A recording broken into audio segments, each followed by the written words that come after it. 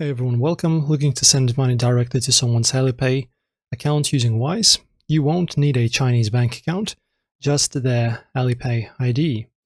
So guys, you need to launch Wise and log into your personal accounts.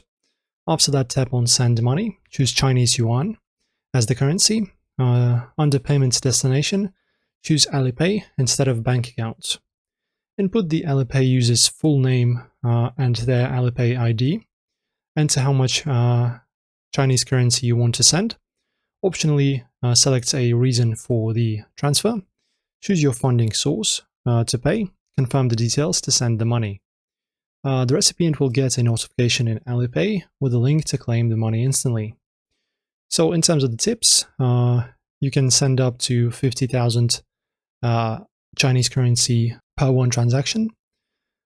Each recipient can receive max 5 transfers monthly and annually 500,000 of Chinese currency once again. And that's how you send money from Wise to Alipay seamlessly. If this guide helped, please like and subscribe for more easy money transfer tutorials. And thanks for watching.